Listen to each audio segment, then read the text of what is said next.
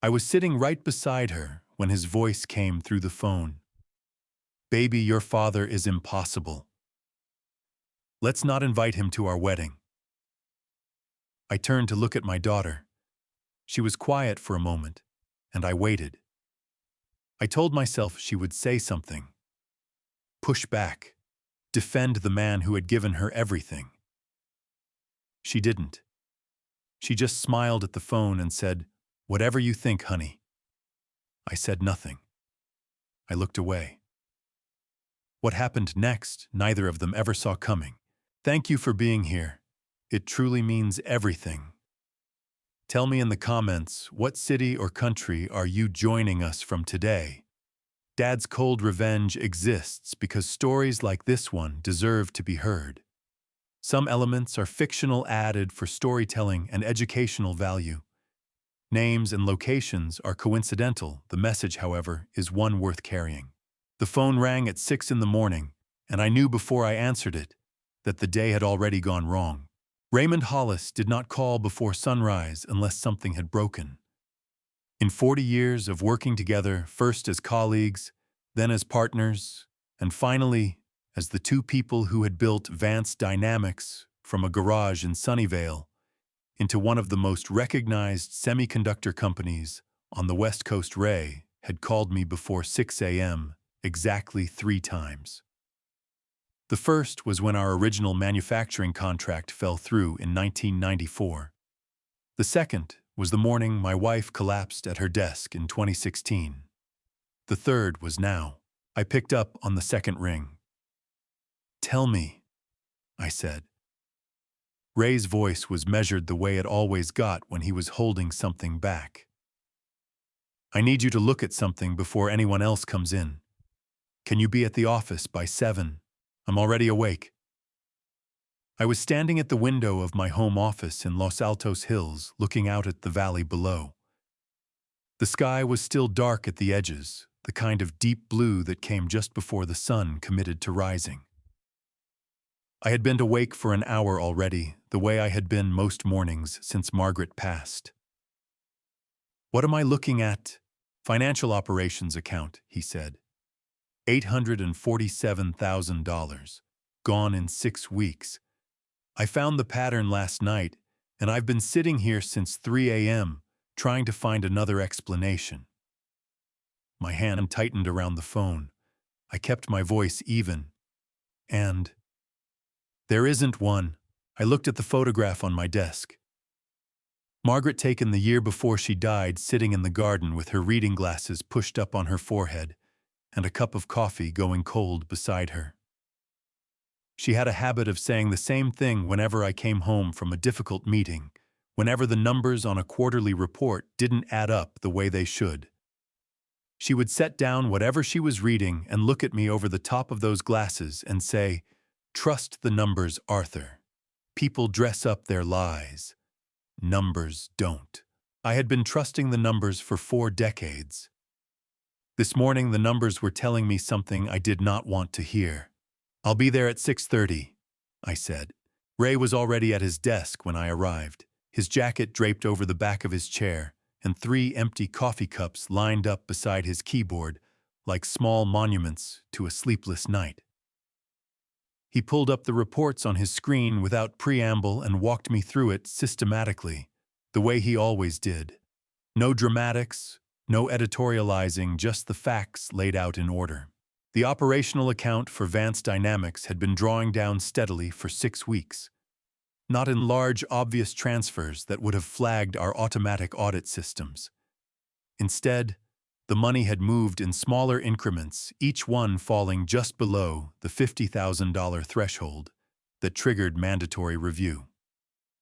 38,000 here, 42,000 there, 29,000 on a Tuesday afternoon, 46,000 on a Friday, likely timed for when oversight was thinnest. Whoever did this understood our internal controls. Ray set his jaw tight. They knew exactly where the ceiling was.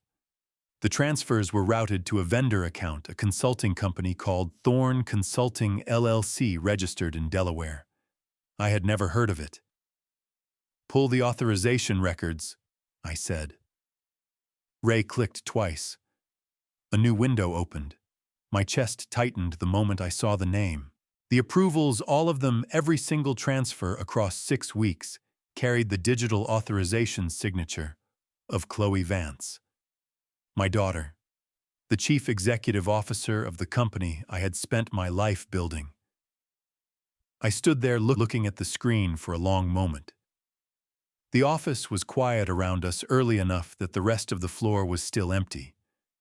Somewhere down the hall, a cleaning cart rolled past, wheels squeaking against the polished floor. Ray did not say anything. He understood, as he always had, when silence was the more respectful choice. I thought about something Chloe had said to me when she was 8 years old. She had wandered into my home office on a Saturday morning, climbed up into the chair across from my desk, and watched me work for a while before asking, in that direct, unfiltered way that children have before the world teaches them to be careful, "Daddy, why do numbers matter so much?" I had put down my pen and looked at her. She was wearing a yellow sweater and had a piece of toast in her hand, and she was entirely serious. "Because people lie, sweetheart," I told her. "Numbers don't." She had nodded, apparently satisfied, and gone back to her toast. I looked at the name on Ray's screen now and felt something shift inside my chest. Not collapse, not break, but shift. The way a foundation settles after a tremor. Still standing, but changed. "How long have you known?" I asked. "I found the pattern at 11 last night," Ray said. "I didn't want to call until I had verified every entry manually. I didn't want to be wrong about this." "You're not wrong." I straightened up and reached for my jacket. "Don't share this with anyone. Not legal, not HR, not the board. Not yet." Ray looked at me steadily. "You know what this looks like." "I know what it looks like," I said. "I also know my daughter, and before I do anything else, I need to understand how her name ended up on those authorizations and whether she put it there herself." Ray nodded slowly. He picked up one of the empty coffee cups, looked into it, set it back down. "What do you need from me?" Everything," I said. "Every transaction, every vendor record, every communication tied to Thorne Consulting, LLC. I want to know who registered that company when and who has been receiving those transfers." "I'll have it by noon." "Have it by 9. I walked to the window at the far end of Ray's office. The sun was fully up now, burning off the last of the valley haze, spreading pale gold light across the rooftops of San Jose below. I had stood at windows like this one for 37 years, watching this city wake up, watching the industry we had helped build grow from basements and borrowed equipment into something the world depended on. I pressed 2 fingers against the glass. Somewhere in this building, or somewhere connected to it, someone had decided that the numbers did not apply to them, that the controls I had spent decades building were obstacles rather than protections, that my name and my daughter's name and everything we had made together was available for the taking. They had made a significant miscalculation. My phone buzzed against my palm. A text message from a number I did not recognize. "Mr. Vance, there are things about Julian Thorne you need to know. Call me when you're ready."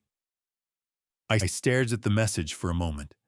Then I put the phone in my pocket. I had a great deal of work to do.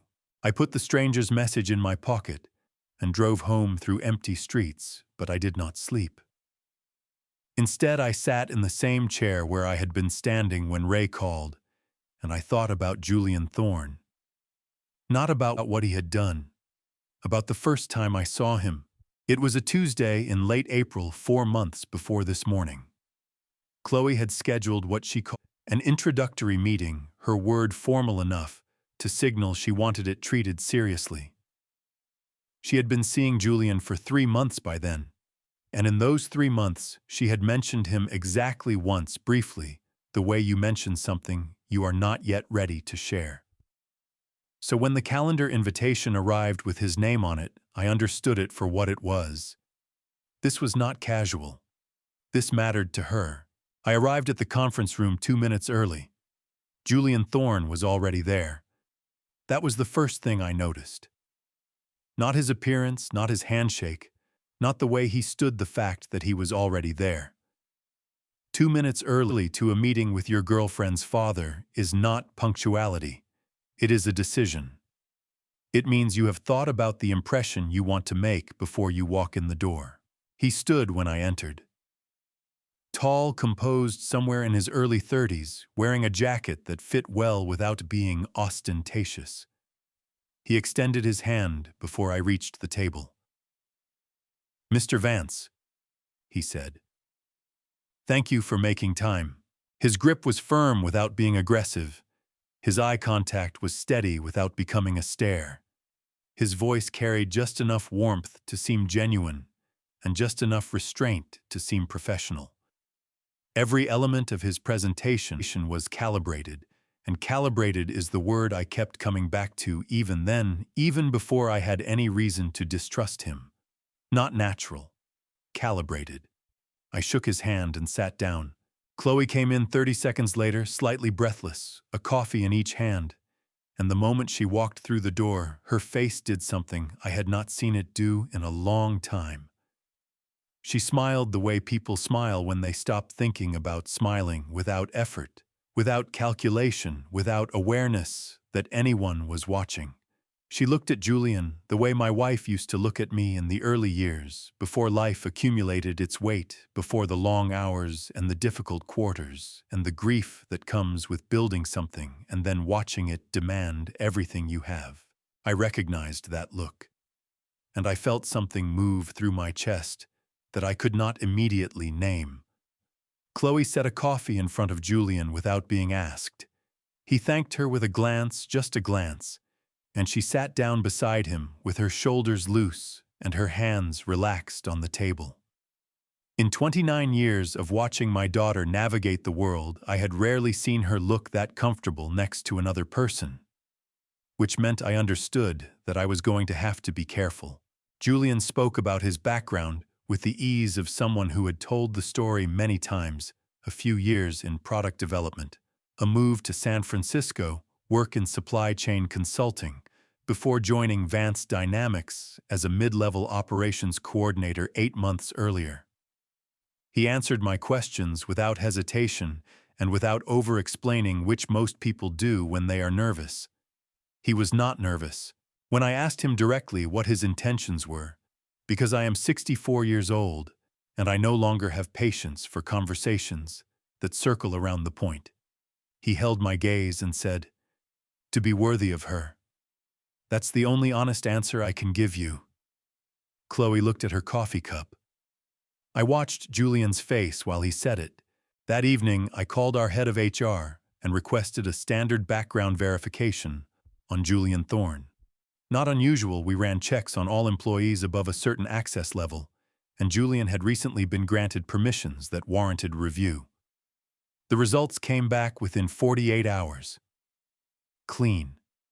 No criminal record, no outstanding judgments, no red flags in his employment history, no discrepancies in his professional references.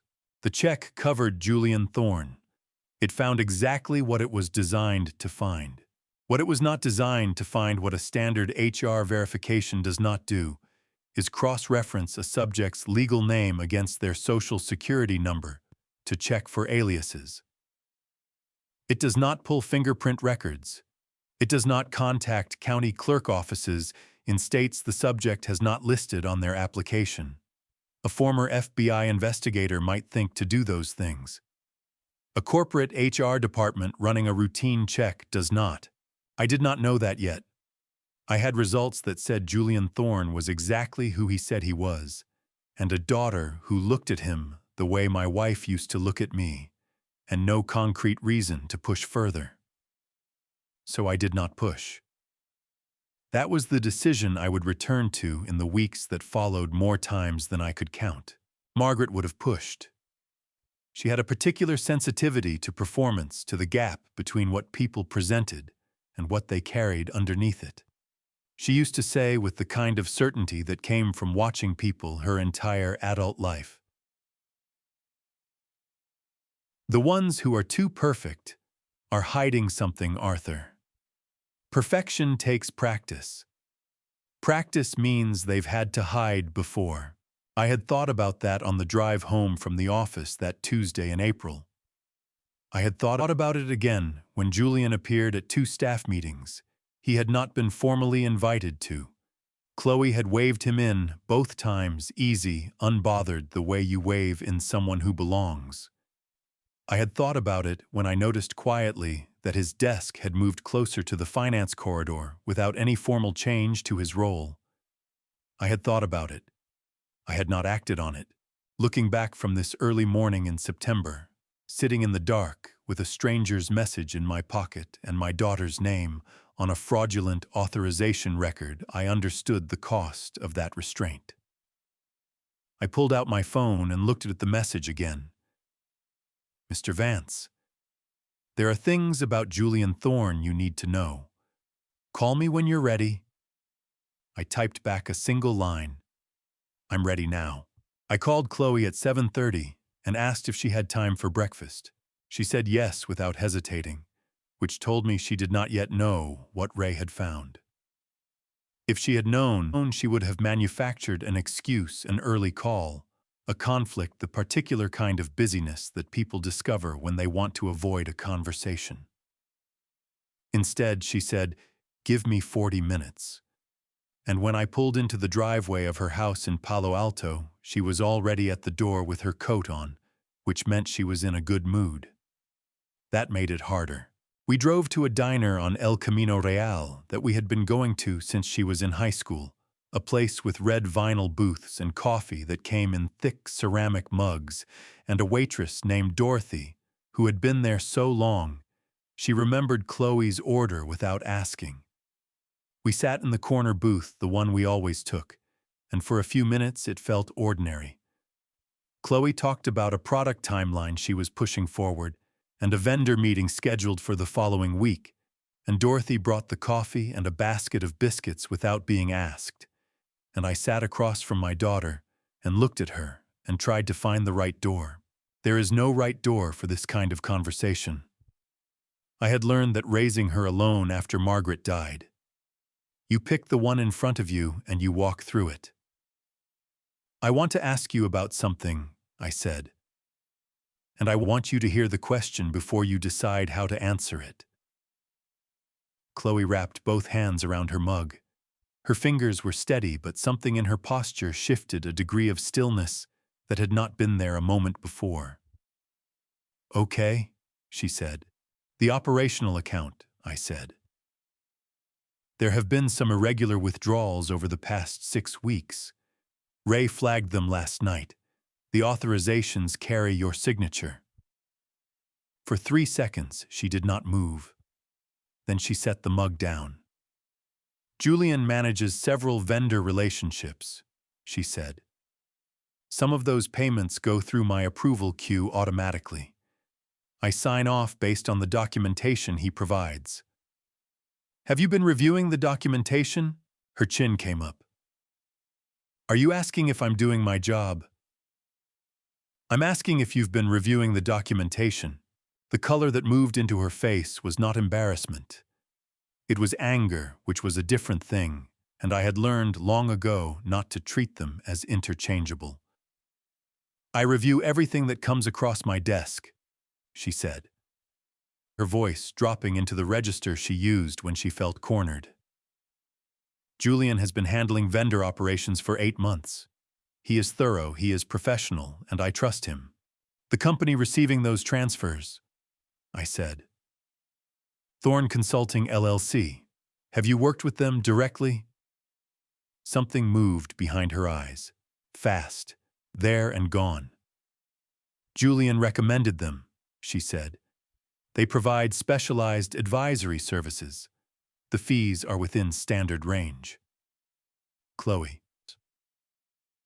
"Don't." Her voice cracked at the edges the way it used to when she was 17, and I had said something she was not ready to hear. I know what you're doing. You've had a problem with Julian since the day I introduced him, and you have never once given me a real reason why. You look at him a certain way, and you ask these questions, and you make me feel like I'm being stupid when I'm not being stupid. I'm running your company, Dad. I am doing the job you gave me. The diner was quiet around us. Dorothy was refilling coffee at the counter. A man 2 booths over was reading a newspaper, and outside on El Camino Real, the morning traffic had started to thicken. I looked at my daughter. Her jaw was set, her shoulders squared, her eyes bright with something that was equal parts fury and fear. She was 29 years old and brilliant and fiercely capable, and she was sitting across from me with her hands flat on the table and her whole body braced like she was preparing for impact. I thought about what Ray had told me that morning before I left the office. You push too hard, Arthur. You lose her completely. She's an adult. She has to be allowed to make her own judgments, even the wrong ones. If you go at her directly right now, she'll close every door and you'll be working blind. I had not wanted to hear it. But Ray had been right about people for as long as I had known him, and I was not so certain of my own instincts in this particular situation that I could afford to ignore him entirely. I picked up my coffee. All right, I said. Chloe blinked. All right. I'm not trying to make you feel stupid. I am trying to understand the account discrepancy. If the payments are legitimate, the documentation will show that. I'll have Ray do a routine audit, nothing unusual, we run them quarterly anyway. Her shoulders dropped a 1/4 inch. Not all the way. Fine, she said. That's fine. We finished breakfast without discussing it further. She talked about the product timeline again. I listened and asked questions, and told her about a dinner I had attended last week, and by the time Dorothy brought the check, the surface of things had been smoothed back into place. On the drive home, my phone buzzed. Ray. She called Julian from the parking lot. 2 minutes after you dropped her off. Lasted 4 minutes. I read the message twice. Then I called Ray back. I need Derek Solis, I said. Today. Already looked him up, Ray said. I'll send you his number. I pulled into my driveway and sat in the car with the engine running. Through the windshield, the morning had turned bright and clear, the kind of California September day that looked like nothing could possibly be wrong. I turned off the engine. Something was very wrong. Derek Solis arrived at my office at 8:30 that evening, carrying a leather folder and a paper cup of coffee that had gone cold somewhere between his car and the elevator. He was a compact, unhurried man in his early 50s, with the kind of stillness that former federal agents carry long after they leave the bureau, not tension, but readiness. The difference mattered. He sat down across from me, set the folder on the desk without opening it, and looked at me the way people look at you when they already know what they are about to say is going to change something. Before I show you what I found, he said, I want you to understand the scope of it. This is not a bookkeeping error. This is not a rogue employee cutting corners. What has been happening inside your company for the past 18 months is a deliberate, structured financial scheme. Whoever designed it understood your internal systems well enough to stay invisible. Ray was standing near the window. He had his arms crossed and his jaw set, the posture he adopted when he was containing something he did not want to show on his face. Show me, I said. Derek opened the folder. The scheme was straightforward in its architecture, which made it more troubling, not less. Simple plans are harder to detect than complicated ones, because they leave fewer points of failure. Julian had established Thorne Consulting LLC in Delaware 14 months ago. Delaware because its corporate registration requirements are minimal. Its disclosure rules are among the loosest in the country. and a company can be formed there in a single afternoon without listing the names of its actual owners. The LLC existed on paper as a management consulting firm. It had a website, a registered agent, and a business address that turned out to be a mail forwarding service in Wilmington. Over 18 months, Julian had submitted invoices to Vance Dynamics from Thorne Consulting for advisory services. Each invoice was written to fall below $50,000, the internal threshold above which our finance system required secondary approval from the CFO's office. At $42,000, at $38,000, at $46,000, the invoices moved through the automated approval queue, collected Chloe's digital authorization, and were paid within 30 days. Each individual transaction looks routine, Derek said. You stack 18 months of them and you're looking at $2.5 million moved out of your operational account into an LLC that has no employees, no clients, and no actual business activity. That's wire fraud, Ray said from the window. His voice was flat. Federal. Derek nodded. Wire fraud under Title 18, Section 1343 of the U.S. Code. Every time that invoice crossed a state line electronically, which it did, because the Delaware LLC's bank account was held at a financial institution in Pennsylvania, it triggered federal jurisdiction. We're not talking about a civil dispute. We're talking about a criminal matter. I had known intellectually since 7 o'clock that morning that this was coming. Knowing a thing intellectually and hearing it spoken aloud in your own office at 8:30 at night are not the same experience. I kept my hands flat on the desk and my breathing even. What else? I said. Derek reached into the folder and produced a photograph. He placed it on the desk and turned it to face me without comment. The image was taken from a distance, a long-lens outdoor light midday. Julian Thorne was standing in front of the small commercial building in what looked like a modest Midwestern downtown. He was wearing a jacket I had not seen before, more casual than anything he wore at the office. Beside him stood a young woman, dark-haired, her arms crossed against the cold. At her feet, a boy of about 3 or 4 was crouching to look at something on the sidewalk.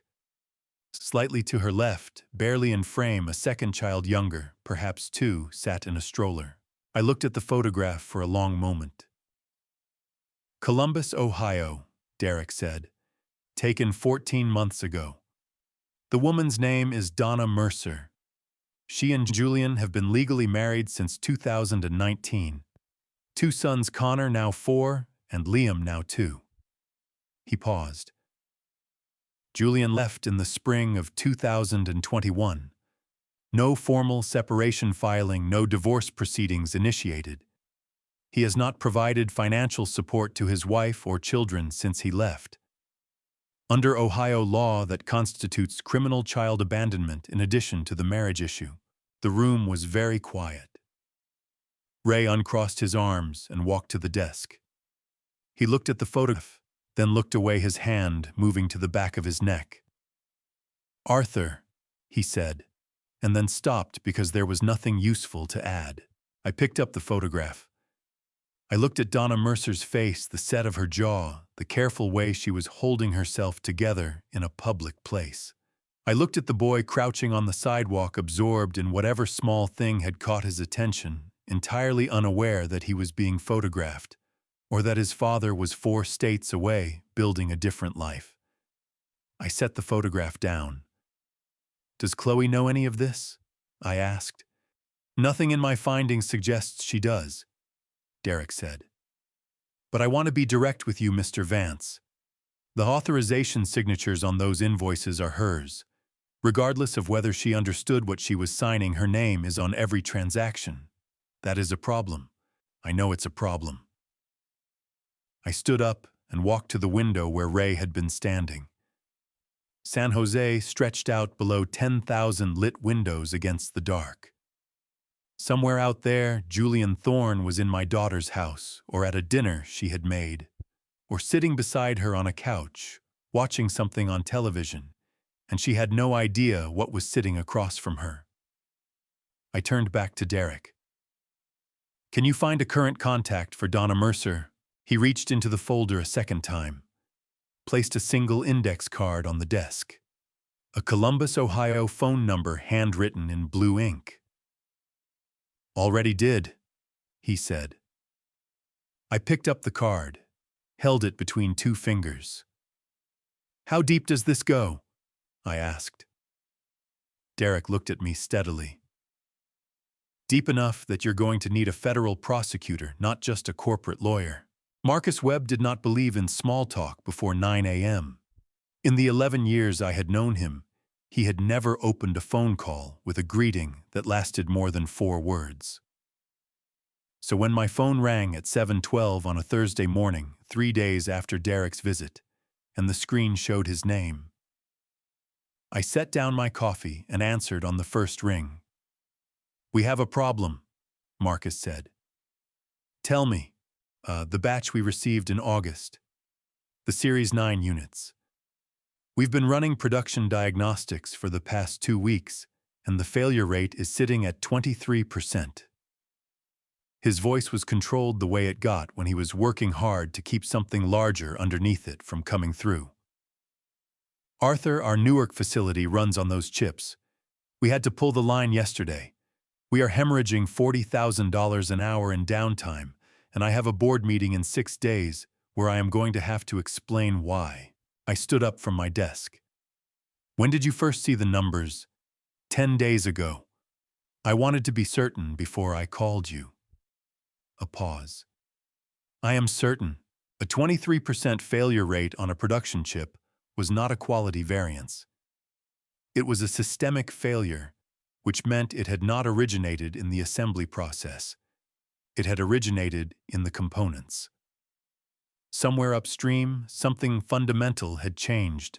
A material substitution, a tolerance adjustment, a supplier swap, and the damage had propagated through the entire batch before anyone caught it.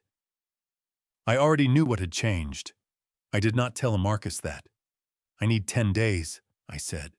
You have 10 days before my legal team files, he said. Arthur, we have been partners for 11 years. I am giving you those 10 days because of that, not because the board wants me to. I understand. The contract value is $50 million. My lawyers will not be sentimental about it. Neither will I said.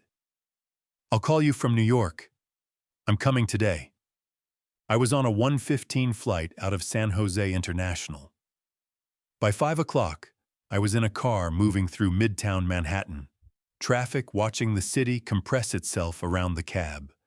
The yellow cabs, the scaffolding on every third building, the particular gray of a New York September sky that never quite matched the California version. I had made this trip dozens of times over the years, usually with something to look forward to at the other end. This time I watched the buildings go past and thought about the factory floor in San Jose and a quality control report that should have reached my desk 2 months ago and never did. That was the detail that had crystallized on the flight. Our internal QC process was designed with multiple checkpoints, floor supervisors, department leads, a final review before any batch shipped. A 23% failure rate should have been caught at the first checkpoint. The fact that it had not meant one of two things: either the failure had developed after the final inspection, which was technically possible but unlikely at that scale, or the inspection reports had been altered before they moved up the chain. I knew which one it was. Harrington Tech occupied 4 floors of a glass tower on 6th Avenue. Marcus met me in the lobby himself, which was a measure of how serious things were. He was not a man who came downstairs for meetings. We shook hands and took the elevator to the 38th floor without speaking, and when we sat down across from each other in his conference room with the city spread out behind him, I could see in his face the particular exhaustion of a man who had spent 10 days sitting with bad news he could not yet act on. I want to be straight with you, I said before he could open the folder on the table between us. There is an internal investigation underway at Advanced Dynamics. I cannot give you details yet because I don't have them all. What I can tell you is that I believe the failure in your batch is connected to that investigation, and I believe I will have answers within 10 days. Marcus looked at me for a long moment. His fingers pressed flat against the table. Are you telling me this was deliberate? I'm telling you something went wrong that should not have gone wrong, and I am going to find out exactly what it was and who is responsible. He was quiet. Outside, a helicopter moved across the Manhattan skyline, small and unhurried against the gray. Yeah, I've built 2 companies, Marcus said finally. I know what it costs to say what you just said in this room. He closed the folder. 10 days, Arthur. Not 11. We talked for another hour, logistics, contingency, supply, interim compensation for the Newark downtime. By the time I left his building, it was past 8 o'clock, and the city had shifted into its evening register, the streets louder and warmer, the lights coming on in the towers above me. I found a quiet corner in the 6th Avenue lobby of my hotel and called Ray. The QC reports, I said. The ones from the San Jose line August batch. Pull the originals from the floor supervisors, not the versions that came through the management system. The originals.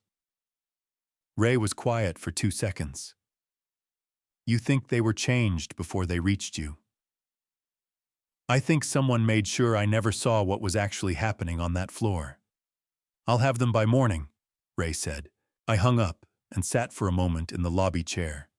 The hotel noise moving around me, the front desk, the bar across the atrium, 2 women laughing near the elevator bank. I was 1,100 miles from San Jose, sitting in a city that did not know or care about any of this. And somewhere in the building where my daughter worked every day, a man named Julian Thorne had spent 18 months dismantling everything I had spent 40 years building. My phone buzzed. An email from Ray already. Arthur, I found the supplier change paperwork. You need to see who signed it. I looked at the email. I did not open the attachment. I already knew who had signed it. I had known since the factory floor reports stopped making sense.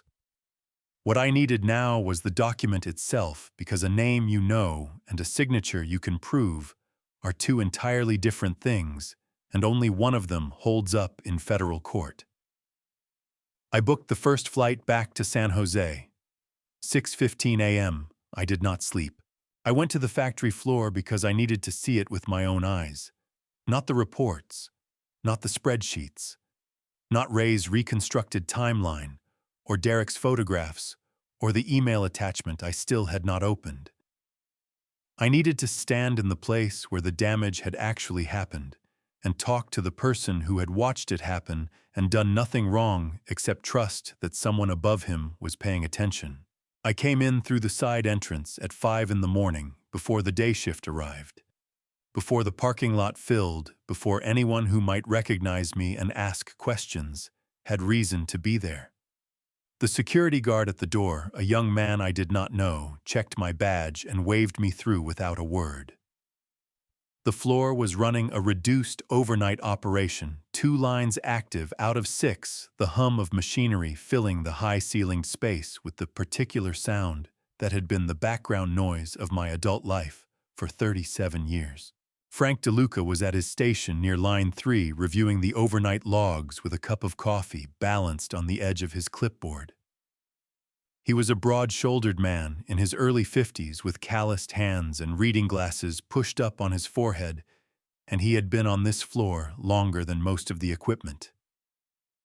He looked up when he heard my footsteps and did not look surprised to see me, which told me he had been expecting this conversation for some time.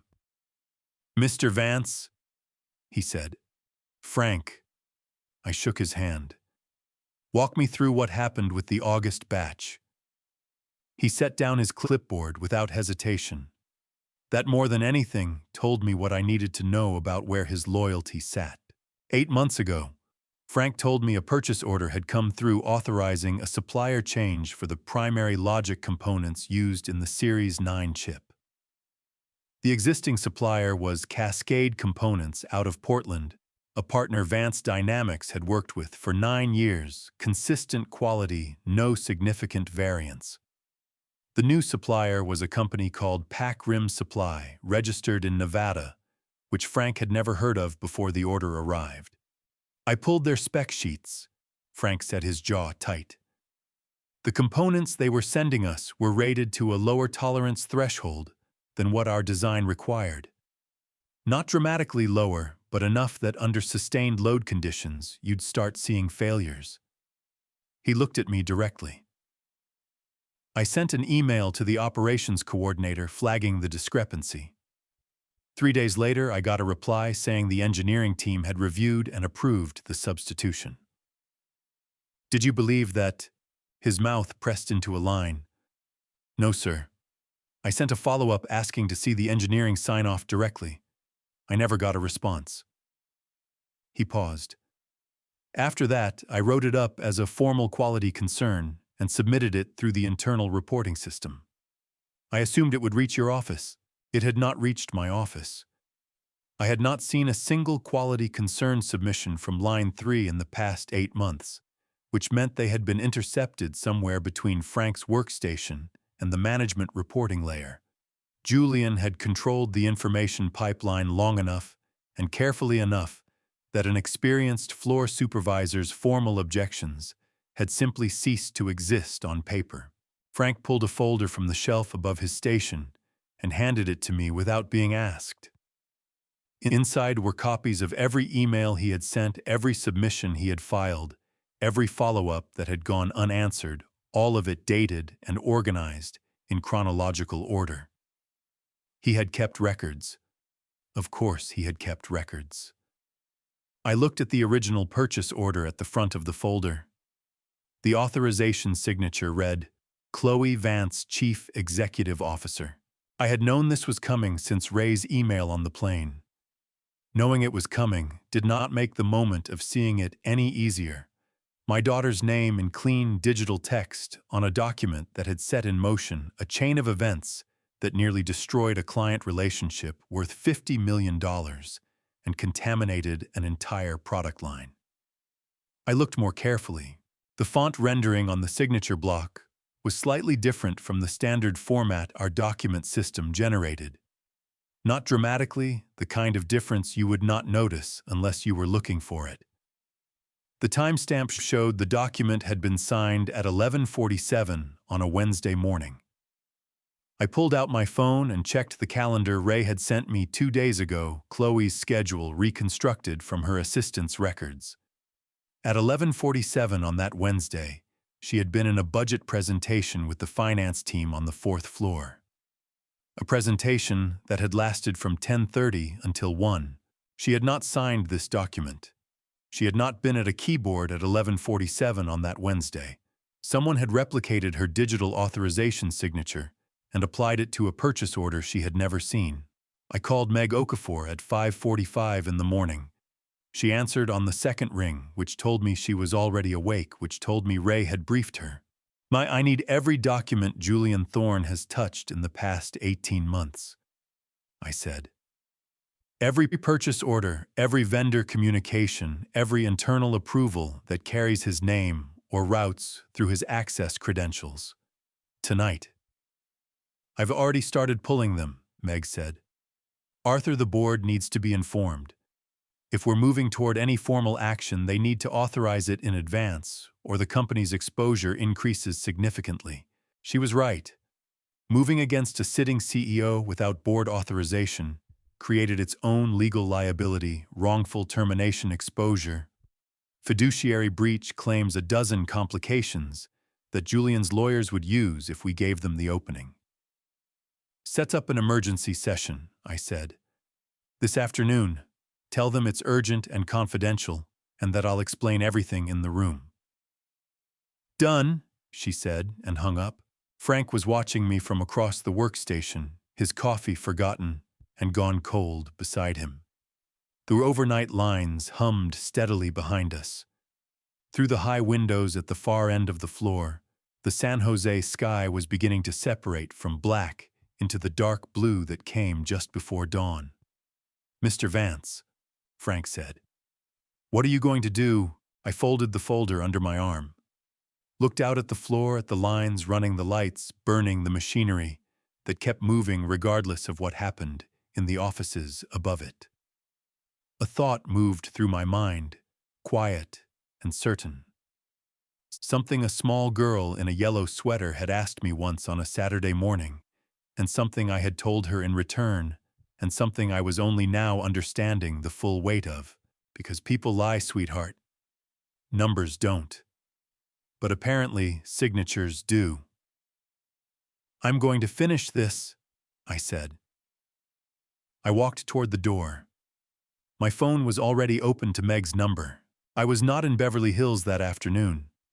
I was in a conference room on the 14th floor of Vance Dynamics, sitting at the head of a table with 6 members of the board of directors and Meg Okafor watching the faces of people I had known for decades absorb information that none of them had expected to hear on a Tuesday in September. I had laid out everything. The wire transfers, the Delaware LLC, the forged authorization signatures, the supplier substitution, the intercepted QC reports, the client ultimatum from New York. I had set Derek's photographs on the table. I had let Ray walk through the financial timeline. I had let Meg explain the legal exposure in the precise, unadorned language she used when she wanted people to understand that she was not overstating anything. When it was over, the board voted in 11 minutes. Meg drafted the termination letters in the car on the way back to her office. She called me at 3:47 to confirm they were ready. I told her to send them. At 4:02 p.m., she pressed send. She called me 2 minutes later. "It's done," she said. Both accounts flagged, both access credentials, revoked cards, deactivated as of this moment. A pause.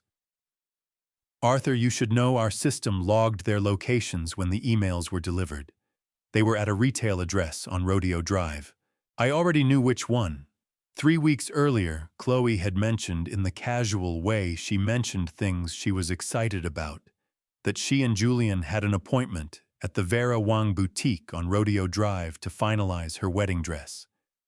She had said it at dinner over pasta she had made herself, and I had smiled and asked if she had found what she wanted, and she had said yes, she had found exactly what she wanted, and I had looked at Julian across the table and said nothing. Meg told me the rest of it the following morning, pieced together from the boutique manager's account and the credit card processing records. Julian had been in the fitting area wearing a Brioni tuxedo that retailed at just over $15,000 when both phones went off within seconds of each other. The boutique had a quiet, curated stillness, thick carpet, soft lighting, the kind of place where the staff was trained never to appear to notice anything, and the simultaneous vibration of 2 phones in that stillness had a quality that was difficult to ignore. Chloe read the email first. The boutique manager told Meg later that she had watched Miss Vance's face change in a way that was hard to describe. Not a single dramatic shift, but a slow subtraction, like something being quietly removed from behind her eyes. She had lowered her phone and looked at Julian, and Julian had already read his own email, and for a moment neither of them moved. Julian recovered first. He always recovered first.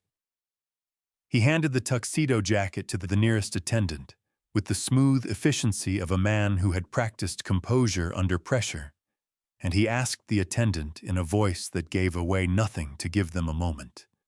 Then he turned to Chloe. Meg did not have a verbatim account of what was said between them in those next few minutes. What she did have was the payment record. Chloe attempted to complete the transaction for the dress deposit, a balance of $31,000, using the Vance Dynamics corporate card she carried for business expenses. The card was declined on the first attempt. She tried a second time. Declined again. The boutique manager trained as she was approached quietly and explained that there appeared to be an issue with the card, and asked if Miss Vance would like to use an alternative method of payment. Chloe did not answer her immediately. She was looking at Julian. He was looking back at her, Meg described it to me this way. The manager said it lasted maybe 5 seconds. She said it felt longer. She said Miss Vance looked at him like she had asked him a question without speaking, and he had answered it without speaking, and she did not like the answer. I thought about what that look must have been. What question Chloe had asked, with her eyes standing in a white dress in a Beverly Hills fitting room at 4 o'clock on a Tuesday afternoon. Her corporate card refused a termination letter open on her phone, a man she had trusted completely, watching her across the room. I thought about what he had answered, not with words. Julian Thorne never gave anything away with words. He gave it away in the fraction of a second before he composed himself the moment when the calculation was visible, when you could see behind the performance to the person running it, the person who was already in that instant determining what his options were now that the landscape had changed. Chloe saw it. I did not know sitting in my office that evening with Meg's account in front of me whether she understood fully what she was seeing. But she had seen it. The manager had been certain of that. After the boutique, Meg told me Julian's phone had gone quiet. No outgoing calls, no messages tracked through the company system, because his access had already been revoked. Chloe's phone showed one outgoing call at 4:23 p.m. to my number. I had not answered. I had been sitting in my office looking at the phone when it rang her name on the screen, and I had made the hardest small decision of the day. I had let it go to voicemail. She did not leave a message. By 5 o'clock, the missed call sat on my screen, like something I was not sure how to look at directly. I picked up the phone and set it down twice before Ray knocked on my door and came in and sat across from me without being asked the way he did when he judged that I should not be alone with whatever I was carrying. She called, I said. I know, he said. We sat with that for a moment. Outside, the San Jose evening was settling in the sky, going gold through the office windows. My phone buzzed. Not a call.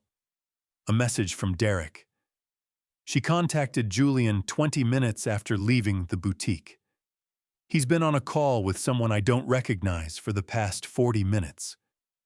I'm working on identifying the number. There's something else. I think he's making plans to move. I read the message twice. Then I called Derek back.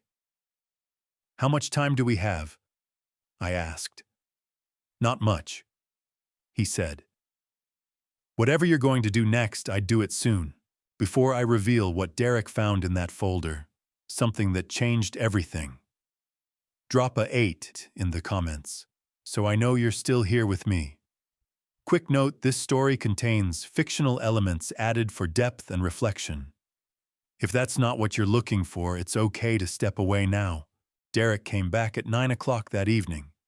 He did not call ahead. He simply appeared at my office door the way he had the first time, leather folder in hand, and I waved him in without looking up from the documents I had been reviewing. Ray had gone home an hour earlier. The floor was empty. Outside the windows, San Jose had settled into its nighttime version of itself, quieter. The lights steadier, the traffic thinned to something manageable. Derek set the folder on my desk and opened it himself this time. His real name is Julian Mercer, he said. Born 1989 in Columbus, Ohio. Graduated Columbus State University in 2012 Business Administration. Worked 3 jobs in 5 years, nothing that lasted, nothing that went anywhere. Married Donna Aldrich in 2019. 2 sons, Connor, born 2020, and Liam, born 2022. He turned a page. He left in the spring of 2021. Packed a bag on a Tuesday and did not come back. I looked at the photograph he placed in front of me. The same woman from the earlier image, Donna, but this one was clearer, more recent. Taken outside what appeared to be a church or community center. She was holding Liam on her hip. Connor was standing beside her with his hand in hers, squinting into the sun. She looked tired in the particular way that people look tired when tired has become their permanent condition rather than a temporary state. "How did you find the real name when our HR couldn't?" I asked. "Your HR ran a standard background check against the name and identity he provided," Derek said. "They found exactly what he wanted them to find, because Julian Thorne is a constructed identity with enough supporting documentation to pass a routine search. What he did not account for was someone pulling his fingerprints from the employment paperwork he signed when he joined Vance Dynamics and running them against federal records." He paused. "FBI databases retain prints from a minor incident in Ohio in 2014. Bar fight, no charges filed, but the prints were taken and retained. Julian Mercer and Julian Thorne are the same set of prints." I sat with that for a moment. "The marriage," I said. "Why hasn't he filed for divorce? It would have been cleaner." Derek turned another page. "Donna Mercer. Donna Aldrich, before the marriage, inherited a parcel of land outside Columbus from her father in 2018. Appraised at $180,000. Under Ohio law, property brought into a marriage retains its separate character, but the land was retitled jointly after the wedding." He looked up.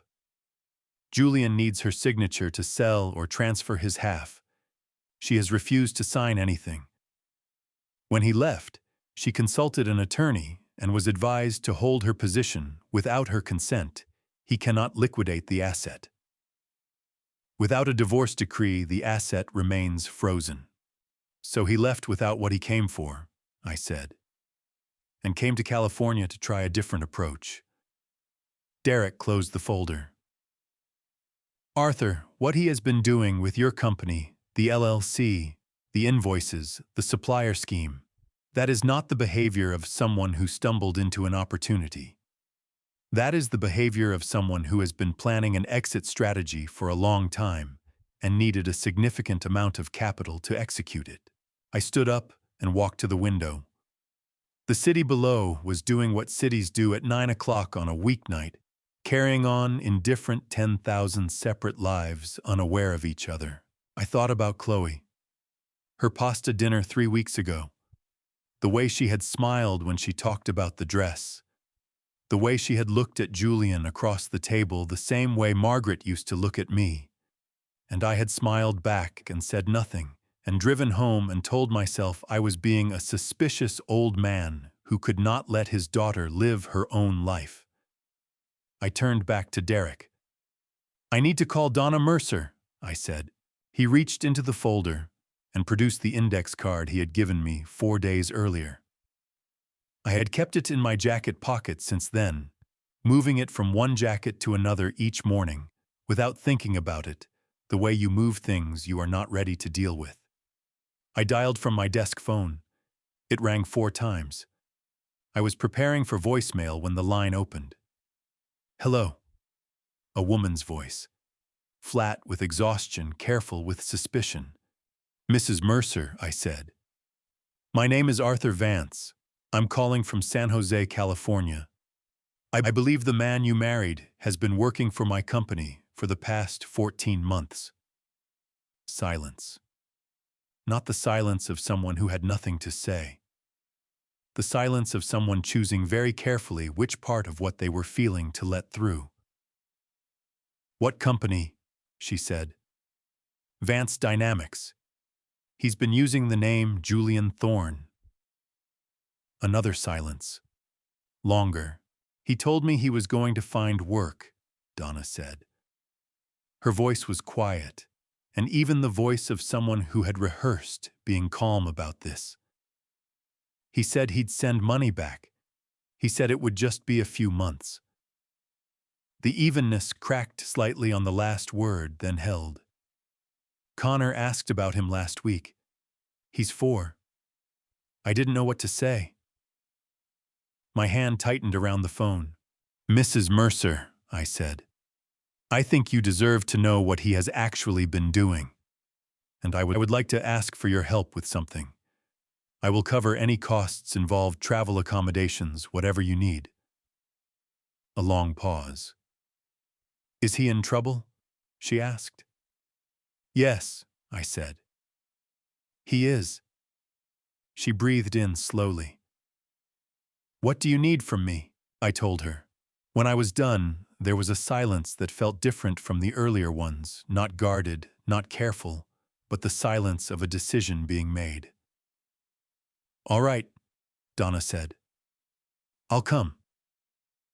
I thanked her and set the phone down. Derek was watching me from across the desk. He did not ask how it had gone. He could tell. I reached for the folder and opened it to the last page. A photograph taken at the Vance Dynamics annual gala 6 months ago.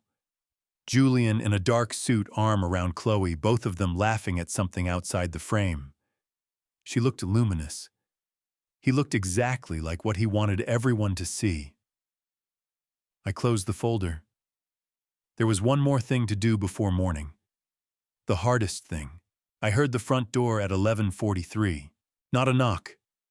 Chloe still had her key to the Los Altos Hills house. I had never asked for it back, and she had never returned it. And in the months since Julian had entered her life, she had used it less and less, as though the act of coming home had quietly reclassified itself in her mind from comfort to obligation. But tonight, the key turned in the lock with the same sound it had made since she was 16. And I set down the document I had been reading and waited. She came into the study, still wearing the clothes from the boutique. Her coat was buttoned wrong, one side higher than the other, and her eyes were dry in the way that eyes are dry after they have finished what they needed to do somewhere else. She stopped in the doorway and looked at me, and I looked back at her, and for a moment neither of us performed anything. Say it, she said. Her voice was hoarse. Whatever you've been wanting to say for the past 8 months, just say it. Sit down, Chloe. I don't want to sit down. I know. I stood up. Sit down anyway. She sat. She pulled her coat tighter around herself, even though the room was warm, the way people reach for something to hold on to when they have run out of other options. Her hands were trembling slightly in her lap, fine tremors barely visible, the kind that come not from cold, but from the effort of keeping everything else controlled. I did not sit across from her.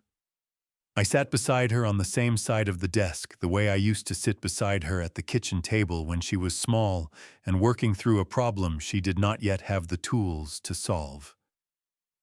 Julian forged your signature, I said. On the supplier authorization. The timestamp does not match your calendar. You were in a budget presentation when that document was signed. He replicated your digital credentials and applied them to a purchase order you never saw. She stared at the floor. That means you were not the architect of what happened, I said. But Chloe, you knew the financial patterns were irregular. Ray's numbers were visible to you. You had access to the same reports he flagged for me, and you chose not to look. Her jaw tightened. I trusted him. I know you did. That's not a crime. No, I said. It isn't. But choosing not to ask questions when you already sensed something was wrong, that is a choice. And choices have consequences, regardless of the love behind them. She pressed her lips together. Her hands had stopped trembling and gone still, which was somehow worse. I stood and walked to my desk, opened the bottom drawer, removed a manila folder that had been sitting there for 2 years, moving to the back of the drawer, and then to the front again each time I opened it, never quite ready to do what I had intended to do with it. I set it on the desk in front of her. She looked at it without touching it. What is this? Open it. She did. Inside was the property deed for a house on the Malibu coastline. 3 bedrooms, a terrace that faced the Pacific, a garden that the previous owner had spent 20 years planting. I had purchased it in the spring 2 years ago, standing on that terrace on a Tuesday afternoon, with the ocean below and the kind of light that California produces in April that makes everything look like it was made to last. I had thought about Margaret that afternoon, about the fact that she would have walked out onto that terrace and turned her face toward the water and said something simple and true the way she always did. And it would have been exactly right. I had bought the house for the version of Chloe's future that Margaret would have wanted to see, the stable one, the grounded one, the one built on something real. Chloe's eyes moved across the deed. Her name was on it in the line I had written in pencil 2 years ago, waiting to be made permanent. "Dad," she said. Her voice had changed. "I bought it for your wedding," I said. "I have been waiting for the right moment to give it to you." She looked up at me. Her eyes were bright now, not dry, something moving behind them that she was not yet sure how to direct. I reached for the pen on my desk. "I'm not giving it to you," I said. The brightness in her eyes shifted. I signed my name on the transfer line. Not her name, the name of the Pacific Coast Housing Foundation, a nonprofit that provided transitional housing for families in Los Angeles County. I had looked up their information that afternoon between Derek's visit and Donna's phone call, in the 20 minutes when I had needed to do something with my hands. I set the pen down. Chloe looked at the document, at my signature on the line where her name had been in pencil.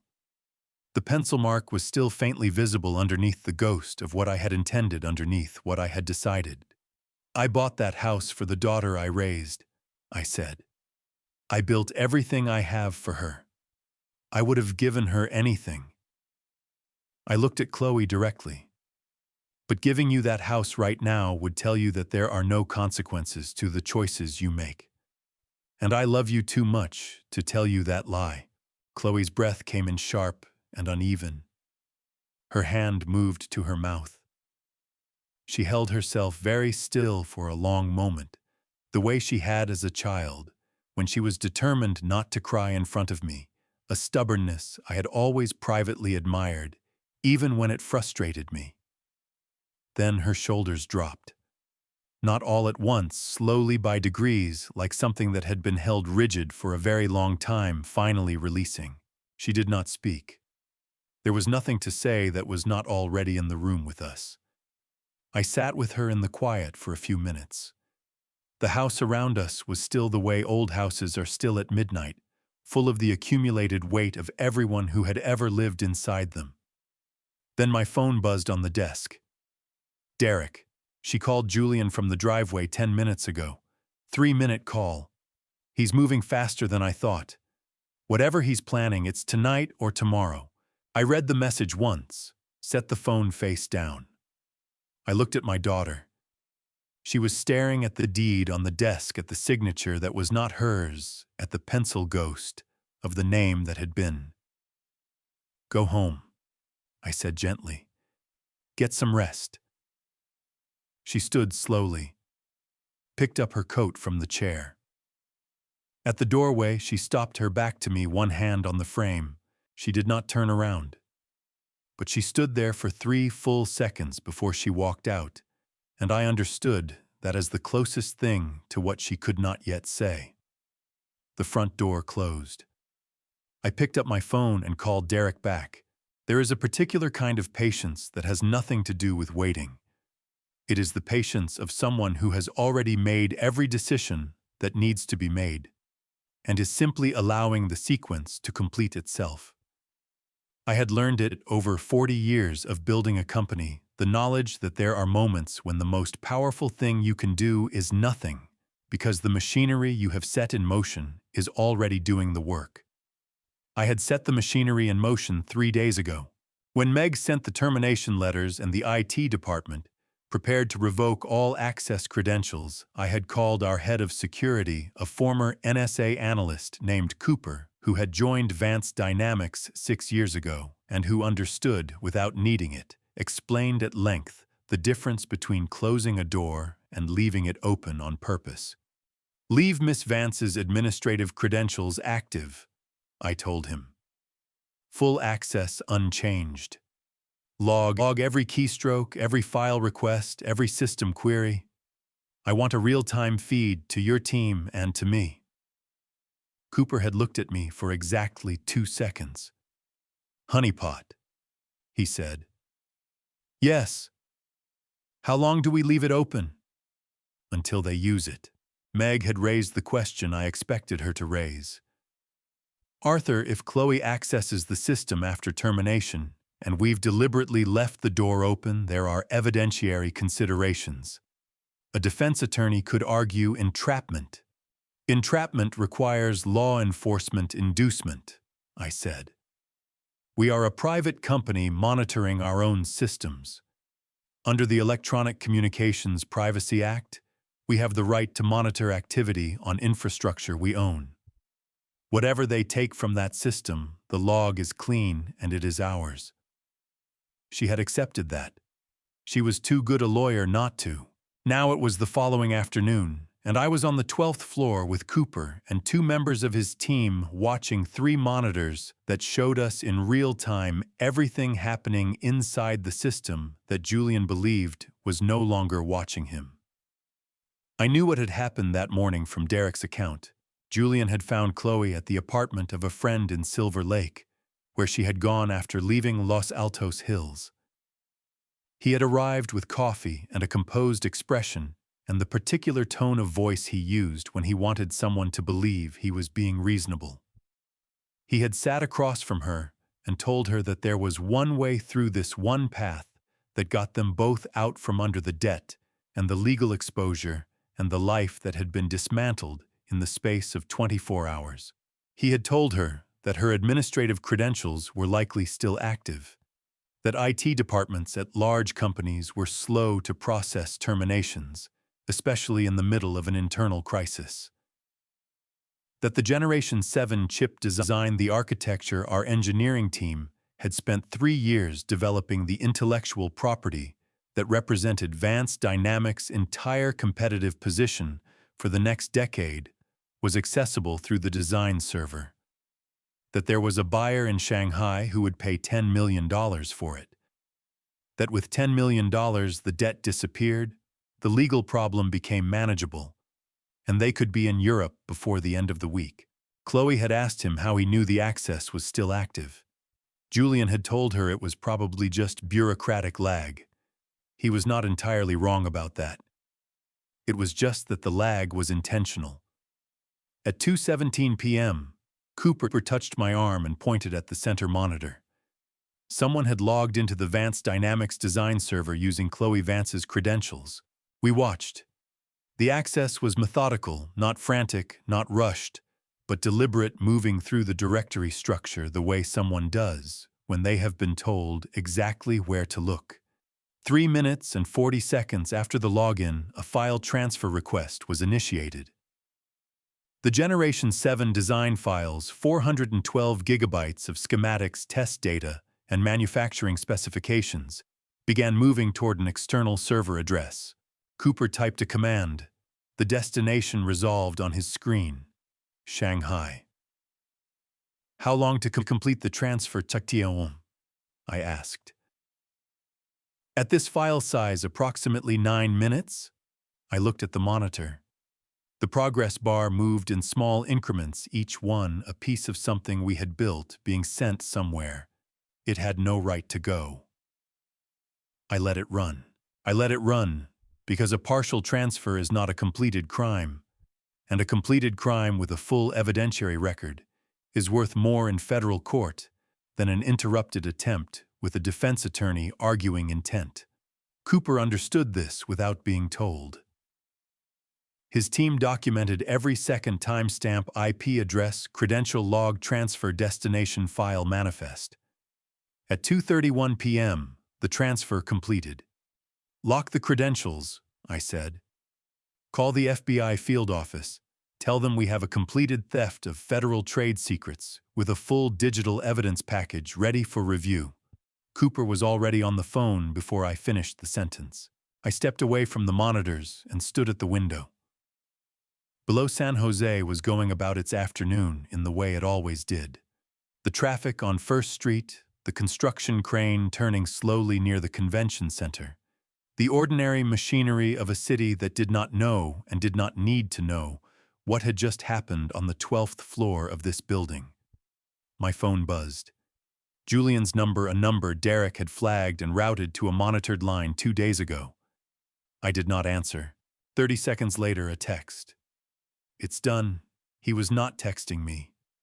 He was texting Chloe from the number he used with her, but Derek had mirrored it. 2 words. The confidence of a man who believed he had just solved his problem. I set the phone down on the window ledge. I thought about what Chloe must be feeling at this moment. Sitting in a Silver Lake apartment, having done something she could not undo, waiting for the man across from her to tell her it was going to be all right. I thought about the 412 gigabytes moving through a fiber optic cable toward Shanghai. I thought about Cooper's evidence log, clean and complete and time-stamped to the second. Julian Thorne had spent 18 months building what he believed was an exit. He had been very careful and very patient and very good at what he did. He had not been careful enough. I was not there when it happened. I learned most of it from Derek, who had a contact at the Fairmont Beverly Hills, and who pieced the rest together from Chloe's account 2 days later when she was finally ready to tell someone. I am going to tell it the way I understood it, which is the only way I can tell it from the outside, looking in at a room I was not in, and a moment I could not have stopped even if I had tried. The Fairmont called Julian at 4:51 that afternoon. The hotel's event coordinator had been trying to reach someone at Vance Dynamics for 3 days regarding the outstanding balance on the wedding reception contract. A balance of $180,000 that had been scheduled to process through the corporate account and had not. With the corporate account now frozen and the primary contact on the booking no longer reachable through company channels, the hotel had no choice but to cancel the reservation. The coordinator was apologetic and professional, and completely indifferent to what the cancellation meant for the people on the other end of the call. Julian took the call in the Silver Lake apartment while Chloe was in the next room. Derek's contact said he was on the phone for 4 minutes. When he hung up, he sat for a moment in the kitchen chair without moving.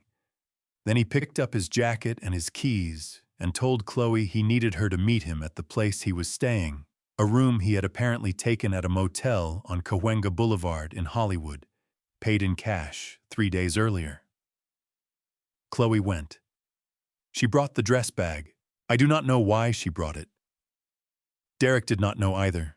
Perhaps she was not thinking clearly. Perhaps some part of her still believed there was a version of this that could be salvaged.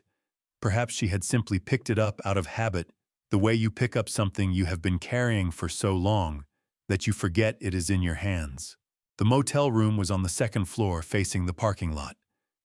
Julian let her in and did not take the dress bag from her and did not ask her to sit down. He was standing in the center of the room with his jacket still on, and Chloe told me later that she knew within the first 5 seconds that something had ended. Not ended badly, just ended cleanly the way a connection is cut with no fraying at the edges. She set the dress bag on the bed. Julian looked at it for a moment. Then he picked it up and dropped it on the floor. Not violently. That was the part she kept coming back to 2 days later when she sat across from me and told me what happened. Not violently, just deliberately, without anger, the way you move something that is in your way. The dress slid halfway out of the bag and pooled on the motel carpet, white against the dark pattern of the floor. "Did you really think I loved you?" he said. Chloe told me that her first reaction was not hurt. It was a strange, clarifying calm, the calm that comes when something you have been afraid to know finally arrives and turns out to be exactly what you feared, which is almost a relief after the fearing. "Tell me about the children," she said. Her voice, she told me, did not shake. She was proud of that. Julian's expression did not change. He looked at her with the same composure he had brought to every boardroom, every dinner, every conversation in which he had needed to be exactly who someone else needed him to be. A complication, he said. From before. Chloe's chest tightened until she could feel her own heartbeat in her throat. Their names, she said. Do you know their names? Something moved across his face. Fast. There and gone.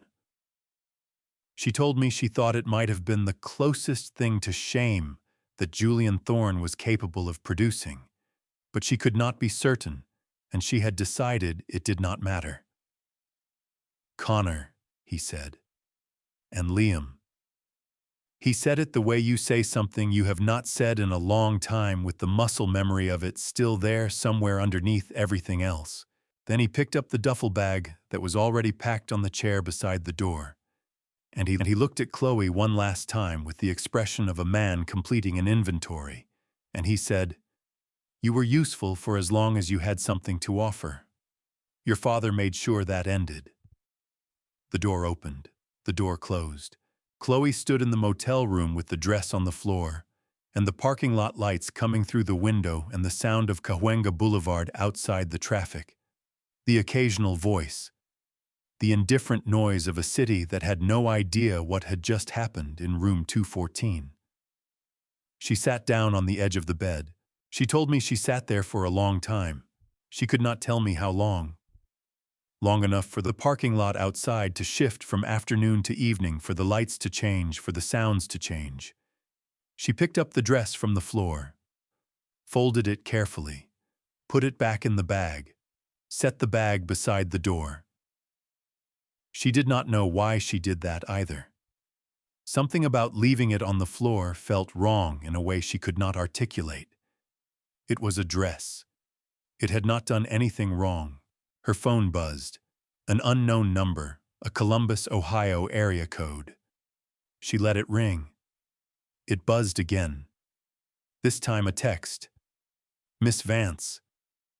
My name is Donna Mercer. I am Julian's wife. Your father called me last week. I am already in Los Angeles. I think we should talk. And I think you should be at your father's office tomorrow morning." Chloe read the message twice. Her hands had been steady all evening through the dress on the floor, through Julian's inventory look, through the door closing. They had been steady when she folded the dress and put it back in the bag. Now they were not. She typed back 4 words. "What time in the morning? Before I tell you what happened in that lobby, who was waiting, and what a 4-year-old boy's face looked like when he saw a stranger, where his father should have been, leave a justice in the comments. Stay with me. This story includes fictional elements crafted for storytelling and educational purposes. If that's not the experience you're looking for, you're welcome to step away at any time." I arrived at the office at 7:30 that morning and did not turn on the lights in my own office. There was enough coming through the windows, the early San Jose light, flat and gray before the sun cleared the hills, and I preferred the quiet of it. I sat at my desk and went through the sequence one more time in my mind, the way I had been doing since 3 a.m., when sleep had stopped being available to me. By 8:15, Ray was at his desk down the hall. By 8:30, Meg had arrived with 2 FBI agents, Torres and Kane, out of the San Francisco field office, both in plainclothes, both carrying the particular quality of stillness that I recognized from Derek, and that I had come to understand meant federal training rather than individual temperament. Agent Torres shook my hand. "Mr. Vance, we reviewed the evidence package your security team transmitted last night. The digital trail is clean. We have enough for the arrest." "He'll come here," I said. "His personal files are still on a server in the building. Design notes, personal correspondence, things that would complicate him if they were found. He knows he's out of time. He'll want to clear them before he runs." Torres nodded. "What time do you expect him?" "Before 10. Meg had handled the press notification the previous afternoon. A brief statement to the technology press about a federal investigation into theft of trade secrets, Advanced Dynamics, no names, no details enough to bring cameras. 3 news vans were already on the street below. I had asked Cooper to keep them in the lobby rather than outside. I wanted this to happen inside in the building Julian had treated as his instrument, not on a sidewalk where he could claim he had simply been walking past. Donna arrived at 8:45. She came through the side entrance with Connor and Liam exactly as I had arranged. I had sent a car to the hotel the previous evening, a quiet place in Sunnyvale, that I had booked the night I called her, far enough from the drama to be peaceful, close enough to San Jose to make this morning manageable. Connor was wearing a red jacket. Liam was in a stroller holding a stuffed animal with both hands looking around the lobby with the unguarded curiosity of a 2-year-old encountering a large space for the first time. Donna looked at me when she walked in. I had expected something, I was not sure what. Accusation, perhaps, or grief, or the particular anger of someone who has been wronged by a man and is now standing in the building where that man had been conducting a second life. Instead, she looked at me with a steadiness that reminded me unexpectedly of the way Frank DeLuca had looked at me on the factory floor 2 mornings ago. The steadiness of someone who has been waiting a long time to be in a room where the truth was going to be acknowledged. "Thank you for coming," I said. "Thank you for calling," she said. I showed her to the seating area near the lobby's east wall, away from the cameras, where she could see the entrance but not be immediately visible from it. Connor climbed onto the chair beside her and asked her something I could not hear. She answered him quietly, her hand on his back. Ray came to stand beside me. "He'll see the cameras when he pulls in," Ray said quietly. "He might turn around." "He won't," I said. "He needs what's on that server more than he's afraid of cameras. He doesn't know yet that we've already copied everything on it." At 9:17, Cooper's voice came through my earpiece. "Black sedan just pulled into the parking structure. Matches the vehicle Derek flagged. He's coming in." The lobby settled into a particular quality of waiting that I recognized from courtrooms and boardrooms and the minutes before. A verdict, not silence. Because there were still the sounds of the building around us. The cameras repositioning, Ray's breathing beside me. Connor asking his mother another question in a voice too small to reach me, but a suspension, a held breath, a sense of the world preparing to turn. The glass doors opened. Julian walked in, carrying a laptop bag over one shoulder, moving with the unhurried confidence of a man who had decided on his plan and was executing it. He was dressed well, he was always dressed well, and his face was composed in the way it had been composed every day for 14 months. The performance so practiced, it had become indistinguishable from character. He saw the cameras first. His pace did not break. That was the thing I noted, his pace did not break, which told me his instinct was still to perform his way through whatever this was. He was already constructing the explanation. I could see it in the micro-adjustment of his expression, the slight lift of his chin. Then he saw Meg, and Torres, and Kane. His pace broke. He stopped in the center of the lobby, 4 feet past the doors, and I watched him take in the room the way a man takes in a room when he understands that the room has been arranged specifically for him. Then he saw Donna. She had stood when the doors opened. She was not looking at him with anger. She was not trembling.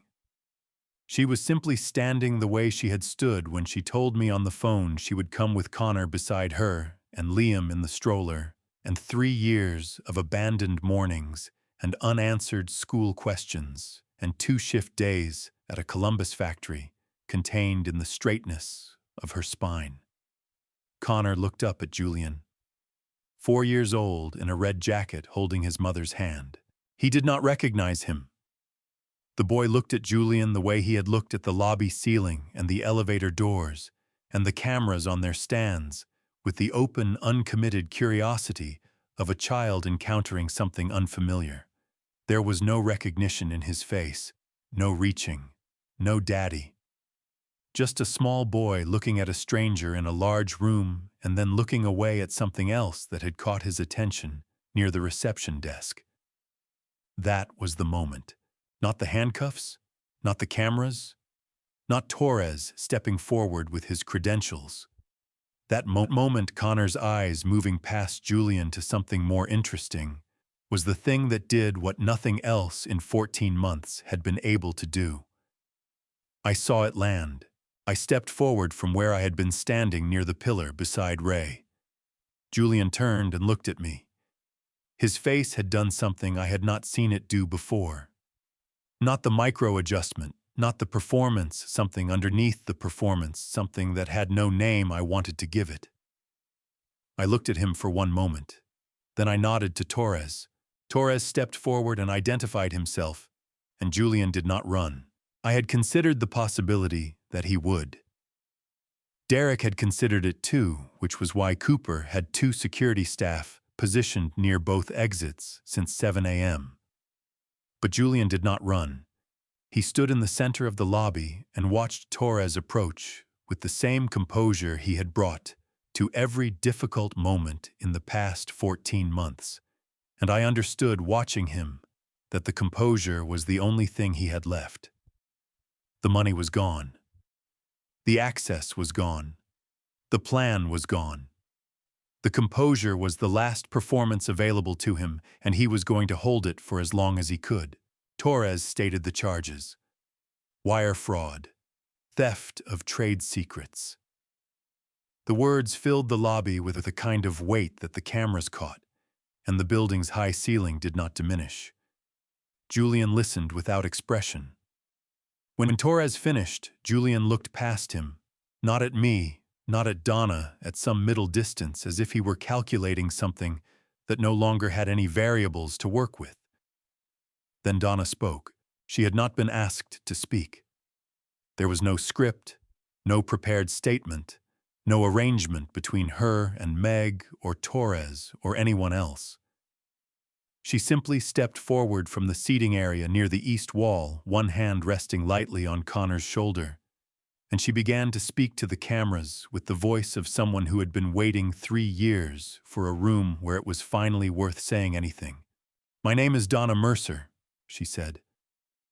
"I live in Columbus, Ohio. The man standing there is my husband. His name is not Julian Thorne.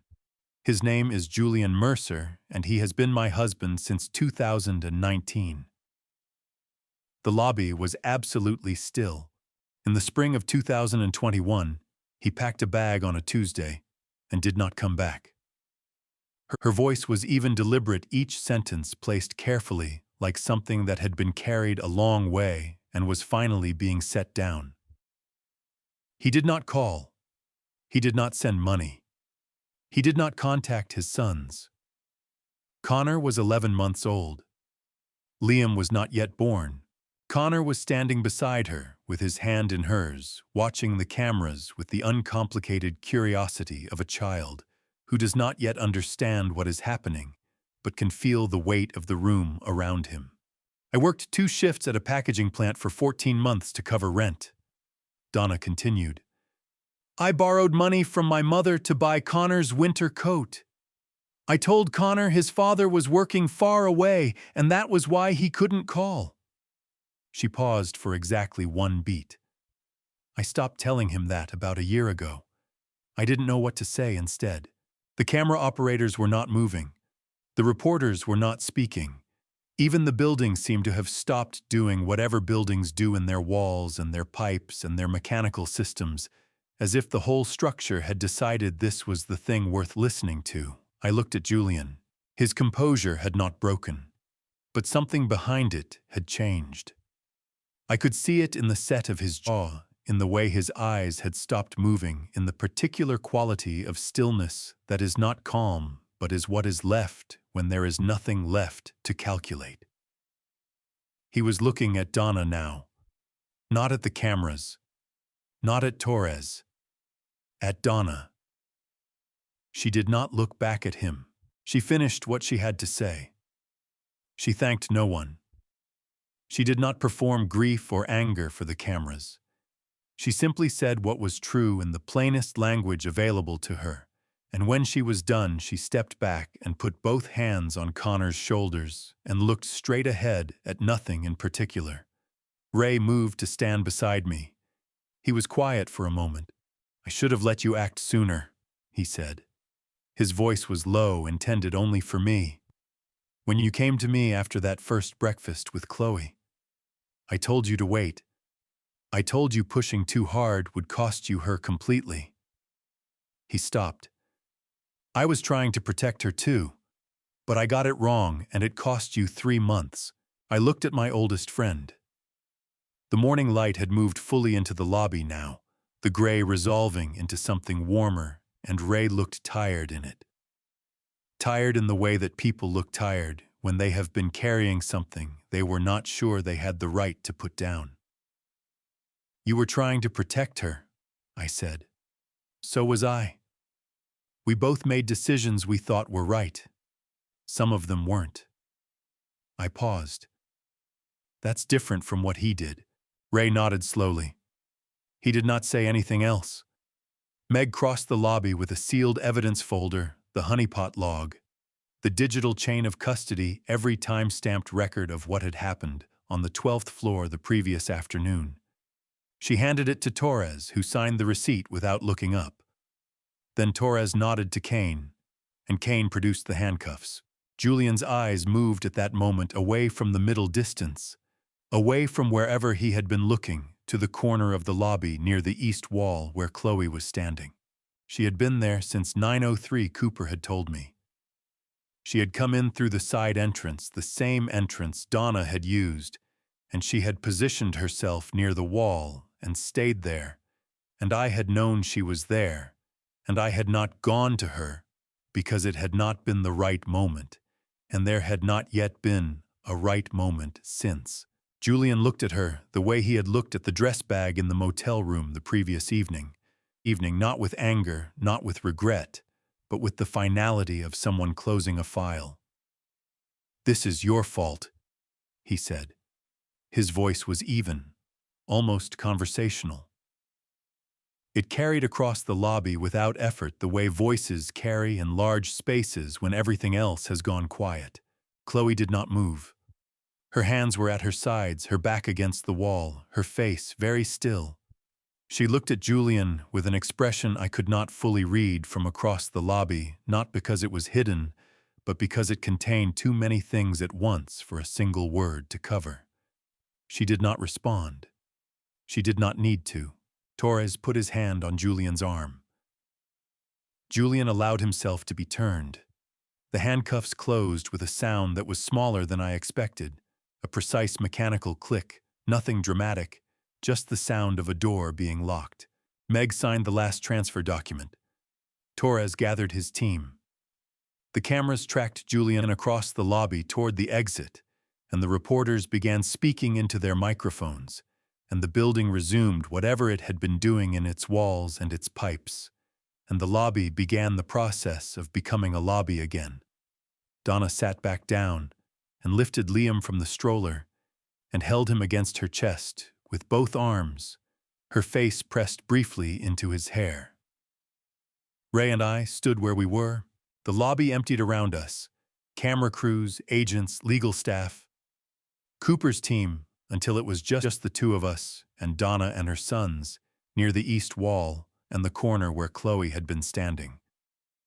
She was already gone. Ray left first. He squeezed my arm once as he passed, not a word, just pressure the language of 40 years, and walked to the elevator. Meg followed with her evidence folders and her phone already at her ear, moving back into the operational register that was her natural habitat. Cooper's team dispersed. The camera vans outside began pulling away from the curb. I stood in the center of the lobby and looked at the space where everything had happened. The lobby looked exactly like itself. The reception desk, the chairs along the east wall, the polished floor reflecting the morning light. If you had walked in at this moment, you would have seen nothing remarkable. You would not have known that 20 minutes ago, a man's constructed life had ended here, that a woman had stood in this room and told the truth about 3 years of her life to a row of cameras, that a 4-year-old boy had looked at his father and seen a stranger. Rooms do not hold what happens in them. That has always struck me as one of the more efficient cruelties of the physical world. I was walking toward the elevator when I saw her. She was not gone. She was standing in the corridor that branched off the lobby toward the secondary conference rooms, a hallway I rarely used, quiet and slightly dim at this hour, the kind of place you go when you want to be technically inside a building without being visible from it.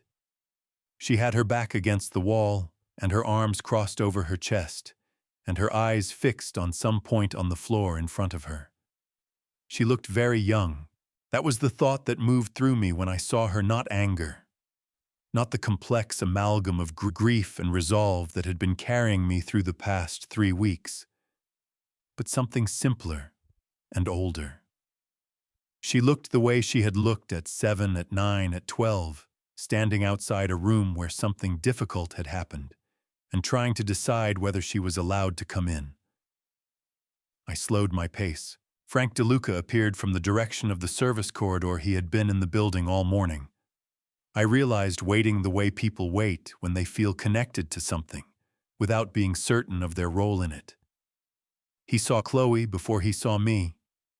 He stopped beside her and looked at her for a moment, and then he did something that I could not have anticipated and that I will not forget. He put his hand on her shoulder. Not a formal gesture, not a professional one. The way you would touch the shoulder of someone who needed to know another person was aware of their pain. "I don't think you knew Miss Vance," he said. His voice was quiet enough that I almost did not catch it from where I was standing. "About the supplier, about what he was doing down there." He paused. "For what it's worth, I've worked for your father for 20 years. I've never seen him make a decision that wasn't about protecting something worth protecting." Another pause. "I think that includes you." Chloe's throat moved. She did not speak. But something in the set of her shoulders changed. Not a collapse, not a release, but a small, involuntary acknowledgement, as though her body had registered something her voice was not yet ready to confirm. Frank nodded, once retrieved his hand, and continued down the corridor the way he had come. I began walking again. Chloe looked up when she heard my footsteps. We were perhaps 10 steps apart in the corridor, close enough that I could see the redness around her eyes, close enough that I could see she had been crying at some point in the morning. Not now, earlier, privately, in whatever corner of the building she had found before 9 o'clock. 10 steps. I have walked that distance 1,000 times, across rooms, across parking lots, across the years that accumulate between a father and a daughter, without either of them noticing how much ground has been covered. 10 steps is nothing. 10 steps is everything, depending on what is standing between you and the person at the other end. We looked at each other. I thought about a Saturday afternoon, when she was 9 years old, when she had tried to teach herself to ride her bike on the driveway without asking for help, and had come inside with her knee bleeding and her chin set in the particular way it set when she was determined not to let the injury mean more than it did. I had cleaned the cut and put a bandage on it, and she had not said thank you, and I had not expected her to, because the thanks was not the point. The point was that I was there and she knew it, and neither of us had needed to make it into something larger than what it was. I did not know how to cross 10 steps right now, and I understood, standing in that corridor, that this was not a failure of love. It was a failure of timing. There are wounds that need air before they can be touched, and what had happened in the past 24 hours was not yet ready to be touched by either of us. I held her gaze for a moment. Then I walked past her. I did not stop. I did not slow below the pace I had already taken. I walked to the elevator and pressed the button and stood waiting, and the elevator came and the doors opened, and I stepped in. I turned to face the lobby. Chloe had not moved. She was still standing in the corridor watching me. Her arms were still crossed. Her chin had lifted the way it always lifted when she was holding herself together through will rather than steadiness. The flashback arrived without invitation the way they always do. Her voice at 15 in the same building visiting me after school. "You always know what to do, don't you, Dad?" I had laughed. I had told her nobody always knows what to do. She had looked skeptical in the way that 15-year-olds look skeptical about everything their parents say, and she had gone back to her homework in the corner of my office, and the afternoon had continued. I had not known what to do then either. I had simply been present, which had been enough. The elevator doors began to close. Chloe's hand moved. A small movement barely there, not a wave, not a reach, something between the two. Something that did not have a name in the vocabulary we had built together over 29 years, because it was too new, because it belonged to the version of us that did not yet fully exist. The doors closed. I stood in the elevator as it rose, my hands at my sides, and I let myself feel the full weight of it, not the investigation, not the company, not the legal proceedings that were just beginning, but this. My daughter in a corridor. 10 steps. The small movement of a hand I almost did not see. At my floor, the doors opened. I walked to my office and sat down at my desk and did not do anything for a long time. Then my phone buzzed. "Derek, she's leaving the building." Walked out the side entrance. No car on foot heading south on 1st Street. I looked at the message. Then I looked out the window at the San Jose morning, which was fully bright. Now the gray entirely burned off the city, doing what it does when the weather is good and there is nothing catastrophic happening on its surface, going about its business, carrying its ordinary weight, entirely indifferent to what had just occurred on the 12th floor of one of its buildings. I picked up my phone. I did not call her. Not yet. The courtroom smelled the way federal courtrooms always smell: wood polish and old paper and the particular stillness of a room that has been used for serious things for a long time. I had been in rooms like this before. Contract disputes, a patent litigation in 2008 that had taken 11 months to resolve, a deposition in 2015 that I hoped never to repeat. I knew the language of these spaces, the formality of them, the way they made everything that happened inside them feel permanent, in a way that conference rooms and offices did not. I had never been in one for this reason. Ray sat beside me in the gallery, 3rd row from the back. I had chosen the back deliberately. This was not my proceeding. I had provided the evidence, cooperated with the federal prosecutors, given my deposition in December, 3 hours, in a conference room in San Francisco, with 2 assistant U.S. attorneys who asked precise questions and wrote down everything I said. My part in the legal machinery had been completed months ago. Today I was here as a witness to an ending, not a participant in one. Julian was at the defense table with his attorney, a competent man from a firm in San Francisco, who had done what competent attorneys do, which was to negotiate the most favorable outcome available given evidence that left almost no room for negotiation. The plea agreement had been reached in February. Today was sentencing. Julian looked different, not broken. I want to be accurate about this. He was not broken. He was contained, which was different the way a fire is different when it has been reduced to embers rather than extinguished. He sat with his hands folded on the table and his back straight and his face arranged in the neutral expression of someone who had decided that whatever happened in the next hour, they were going to receive it without performing anything for anyone. I could respect that. In a technical sense, the way you can respect craftsmanship even in something built for a purpose you find indefensible. The judge entered. We stood. We sat.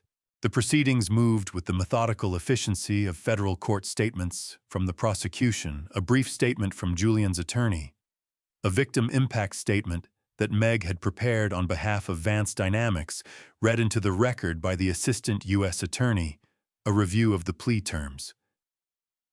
Julian was asked if he had anything to say before sentencing. He said no. His attorney had clearly advised him well.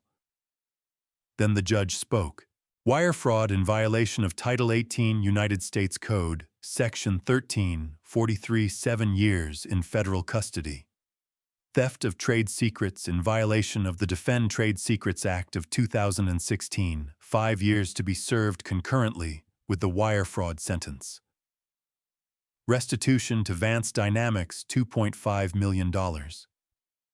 Civil restitution to Donna Mercer, $180,000, representing the liquidated value of the jointly held property in Columbus, Ohio, the sale of which Julian would be required to facilitate through his attorney before the commencement of his sentence.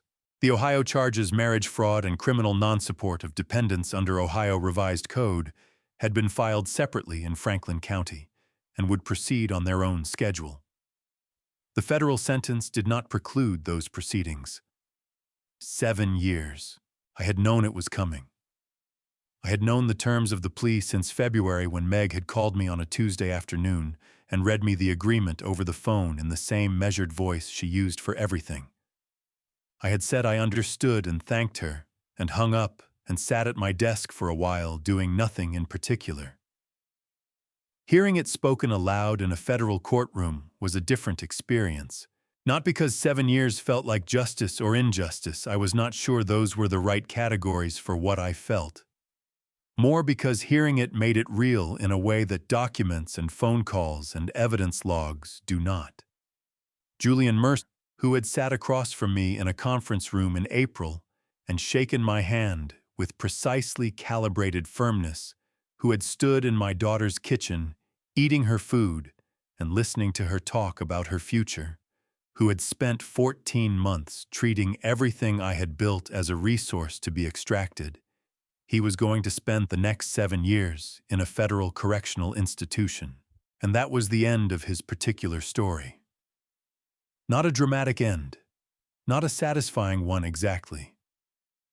Just an end with a specific number attached to it. Julian did not turn around when the sentence was read. He sat with his hands still folded and received it the way he had decided to receive it, which was the last decision of any consequence that was fully his to make for some time. His attorney put a hand briefly on his shoulder. Julian nodded once. Then the courtroom began the process of concluding itself. The judge rising the clerk, speaking the gallery, shifting in its seats, the sound of people who had been holding very still beginning to move again. Ray leaned toward me slightly. "Is it over?" he said. I looked at the defense table. Julian was being spoken to by his attorney paperwork, being exchanged the logistics of what happened next, being quietly arranged. The prosecutors were gathering their materials. The gallery was thinning. "This part," I said. Ray nodded. He did not ask what I meant by that because he already knew. Ray had known me for 40 years, which meant he understood that this part was doing significant work in that sentence, that it contained within it the acknowledgement that other parts existed, that the legal conclusion of one thing was not the conclusion of everything. We sat for a moment longer after most of the gallery had emptied. I was not sure why. Perhaps because leaving felt like it required a decision I had not yet finished making. The courtroom was quiet now. A clerk moved between the tables collecting documents. The morning light came through the high windows at an angle that made the room look older than it was. The kind of light that lands on wood and turns it amber that makes everything it touches look like it has been there a long time. My phone vibrated in my pocket. I took it out and looked at the screen. An unknown number. But the area code was not unknown. San Jose. I stared at it for 3 full seconds. Then the call ended, and a text appeared. "Dad." "It's me," I heard. "Can we talk sometime?" "Not now." just some time. I read it twice. Ray was watching me from the corner of his eye, with the particular quality of attention he deployed when he was giving me privacy while remaining available. I had always appreciated that about him, the precision of it, the understanding that sometimes the most useful thing another person can do is be present without requiring anything from the presence. I put the phone in my pocket. I stood up. "Come on," I said. "I'll buy you coffee." Ray stood. We walked to the end of the row, past the last of the gallery stragglers toward the doors at the back of the courtroom. I did not look back at the defense table. I did not need to. 6 months is long enough for a city to move on, and short enough for the people inside it to remember everything. Los Angeles had moved on. The story had run its cycle in the technology press, and then in the general news, and then it had been replaced the way everything is replaced by the next thing and the next. Advanced Dynamics had launched the Generation 7 chip in June. Harrington Tech had signed a renewed contract in July. The company was doing well. I had not forgotten anything. I knew Chloe's address because I had asked Derek for it in May, 3 weeks after the sentencing, on a morning when I had picked up my phone to call her 4 separate times and put it down 4 separate times without dialing. He had sent it without comment. Figueroa Street, downtown Los Angeles, apartment 4B. Clean building, he said. Small, adequately maintained. I understood that to mean she was safe, which was what I had needed to know. I wrote the address on an envelope and put it in the front pocket of my estate binder. Not the back. The front. On a Thursday evening in late September, I drove down to Los Angeles for a dinner with a Harrington executive who had relocated to their Santa Monica office. The restaurant was on Flower Street. Flower Street is 4 blocks from Figueroa. I had known that when I agreed to the venue. I finished dinner at 8:45 and drove north on Figueroa on the way back to my hotel. The restaurant where Chloe worked was on the ground floor of her building. Narrow, warm-lit, the kind of place that did 1 or 2 things well and did not try to be more than it was. I stopped at the red light on the corner. Through the glass, I could see her. She was carrying 2 plates to a corner table, saying something to the couple seated there that made the woman laugh. She was wearing a white shirt and dark pants, and her hair pulled back, and she moved between the tables with the particular efficiency of someone who had learned a new set of rhythms and had stopped fighting them. She looked well. Not happy necessarily. I could not read happiness from a red light on a Thursday evening, but present. Grounded in the way people get grounded when they stop performing a version of themselves and simply become the version that gets up and goes to work. The light changed. I drove past. I parked 2 blocks north and sat in the car with the engine off, listening to the city outside. Then I went back to my hotel and sat at the desk and opened my jacket and took out the envelope I had been carrying in my inside pocket since April, the one with the key to the Los Altos Hills house, sealed and unsealed and resealed 3 times in the months since I had first put it together. I set it on the desk. I thought about writing something inside. A letter, an explanation, a list of conditions that were not conditions, but that I might have dressed up as something else if I was not careful. I thought about it for long enough to know that nothing I wrote would say it better than the key itself.